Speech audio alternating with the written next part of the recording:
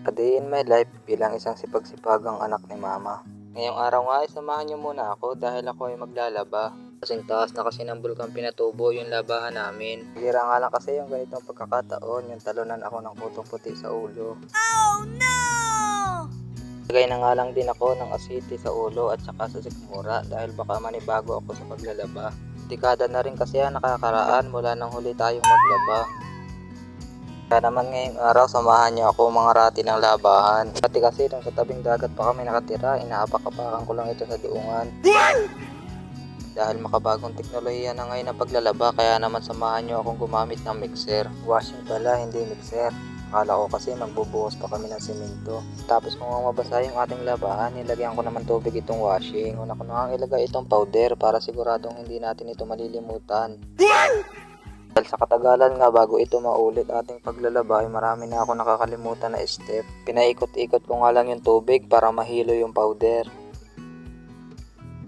At nung makita ko nang nagsusuka na yung powder ay inilagay ko na itong ating lalaba. Dahaya ko nga lang ito na pinaiikot-ikot hanggang sa ma-realize niya na niloloko lang pala siya.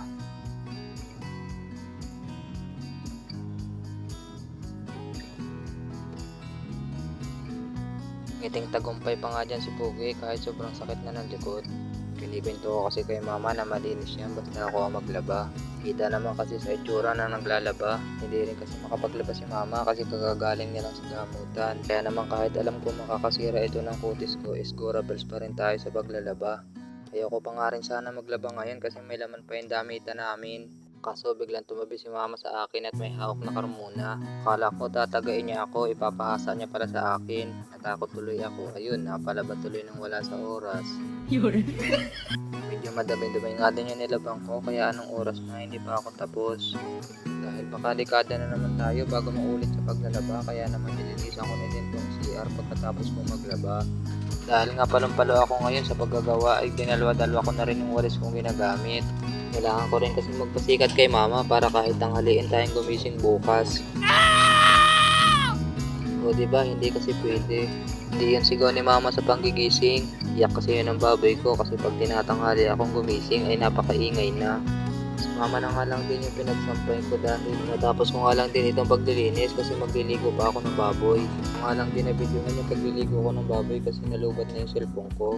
Naligo na nga din ako pagkatapos ko maligo ng baboy dahil tuloy pa rin tayo sa sipag-sipagan serye. Sama kasing tingnan ng ilalim ng ginawa kong lababo kaya naman ginakpan ko. Kitang-kita kasi yung mga nakatago naming gamit. Kaya naman ikinabit ko yung bagong labang kortina.